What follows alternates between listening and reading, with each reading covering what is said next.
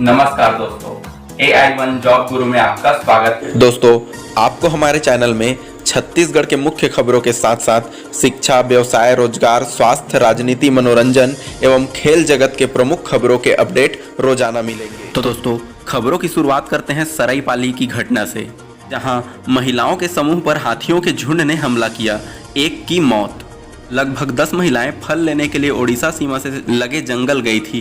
उनके साथ में गए पालतू कुत्तों को हाथियों की आहट सुनाई दी। पालतू कुत्ते के भौंकते ही यहां मौजूद तकरीबन 1 दर्जन हाथी आक्रामक हो गए और महिलाओं पर आक्रमण कर दिया, जिससे पीछे की महिला की मौत हो गई। अगली खबर, कल राजधानी रायपुर में स्मार्ट सिटी सलाहकार समिति की बैठक संपन्न हुई।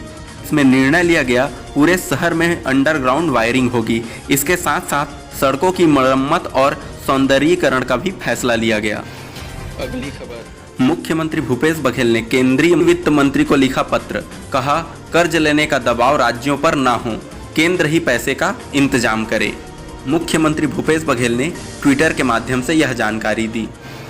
अगली खबर, रायपुर में मालिक 4 माह नहीं गया शोरूम, मैनेजर ने 50 लाख रुपए के टायर गायब कर दिए तथा 26 लाख के टायरों के साथ खरीदार को गिरफ्तार किया गया, लेकिन मुख्य आरोपी मैनेजर अभी फरार।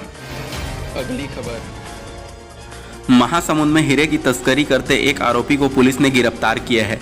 आरोपी से करीब 12 से 15 नग हीरे बरामद किए गए हैं। आरोपी सारंगगढ़ क्षेत्र का रहने वाला है। हीरा बेचने की फिराक में ग्राहक की तलाश कर रहा था। पुलिस आरोपी से पूछताछ करने में जुटी है। अगली खबर, गरियाबंद धमतरी बॉर्डर पर घोरा गांव के जंगलों में देर रात सुरक्षा बलों और नक्सलियों के बीच मुठभेड़ हुई, जिसमें 1 घंटे तक चली फायरिंग में जवानों ने एक नक्सली को मार गिराया। अगली खबर, छत्तीसगढ़ के रायपुर में एक बार फिर ऑनलाइन ठगी हो गई। इस बार बाइक बेचने का झांसा देकर 65,000 रुपए ठग लिए। सातिर बदमाश ने खुद को फौजी बताया और फर्जी आईडी व्हाट्सएप पर भेजी। फिर सिक्योरिटी मनी, डिलीवरी चार्ज के लिए रुपए लेने के साथ ही डॉक्यूमेंट की कॉपी मंगवाकर खाते से भी पैसे निकाल लिए। अगली खबर, भानु प्रतापपुर पुलिस विभाग द्वारा आज 2 स्थानों पर सट्टा के विरुद्ध कार्रवाई की गई। दोनों प्रकरणों में लगभग 600 रुपए की जब्ती की गई। अगली खबर, रायपुर में मास्क नहीं लगाने पर 589 लोगों पर जुर्माना। रायपुर में मास्क नहीं लगाने और लॉकडाउन के नियमों को तोड़ने पर सोमवार को 589 लोगों पर कुल 35,580 रुपए का जुर्माना वसूला गया है। अगली खबर, तमिलनाडु में फंसे छत्तीसगढ़ के बच्चों की हुई घर वापसी। यहां से 900 किलोमीटर दूर तमिलनाडु में बीते कई माह से फंसे 24 बच्चे और 3 महिलाओं की सोमवार को सकुशल घर वापसी हो गई। बस्तर संभाग के विभिन्न जिलों के साथ ही रायपुर और जांजगीर के ये बच्चे कई महीनों से वहां फंसे थे। कोविड महामारी के संकट काल में ये लोग घर लौटना चाहते थे, लेकिन तमिलनाडु के जिस संस्था में वे काम कर रहे थे वहां से इन्हें लौटने नहीं दिया जा रहा था। इनके परिजनों द्वारा कलेक्टर रजत बंसल को अवगत कराने पर इस पर कार्यवाही करते हुए रेस्क्यू ऑपरेशन चलाया गया। अगली खबर, दुर्ग कोंदल की रिपोर्ट। पढ़ाई तुहर द्वार के अंतर्गत बच्चों के लिए ऑनलाइन कक्षाओं का प्रारंभ किया गया, लेकिन शिक्षा विभाग की पहल कुछ दिनों में ही टाई फिस साबित हुई। अधिकारियों व शिक्षकों के उदासीन रवैये के कारण लॉकडाउन में पढ़ाई लिखाई बंद है। अब हर कार्य फर्जी तरीके से रिकॉर्ड मेंटेन किया जा रहा है। इस क्षेत्र में नेटवर्क की भी बड़ी समस्या है। अगली खबर, बीजापुर में मंगापेट्टा के जंगलों के पास रविवार देर शाम मिली थी ASI की बाइक। सुबह उनका 100 सड़क किनारे पड़ा मिला। नक्सलियों द्वारा अपहरण करने और हत्या की आशंका।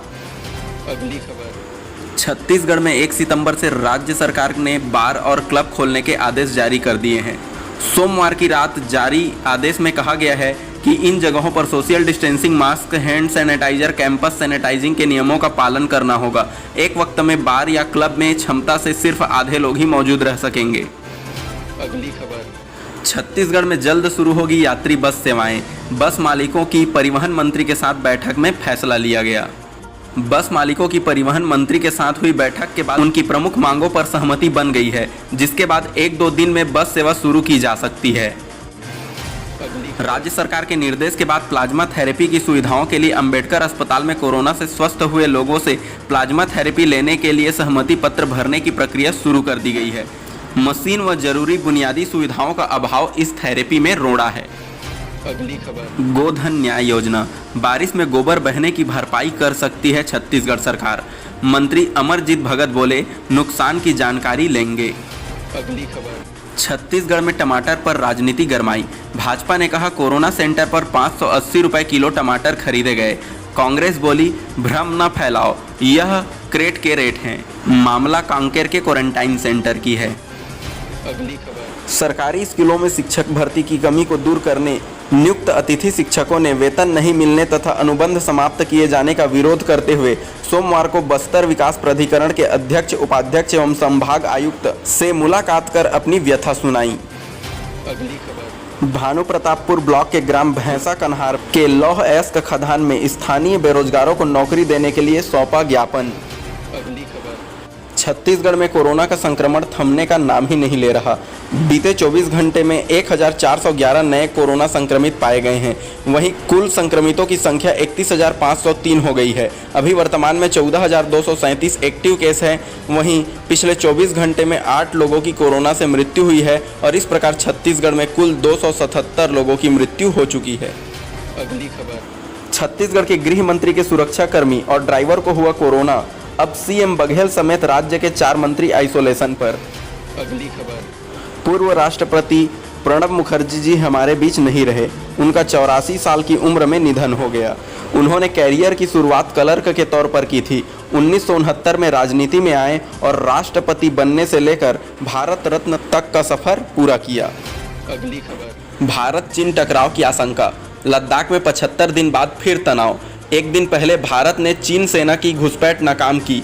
चीन ने सीमा के पास फाइटर प्लेन भी तैनात किए। अगली खबर। अब घर बैठे तलाश सकेंगे नौकरी।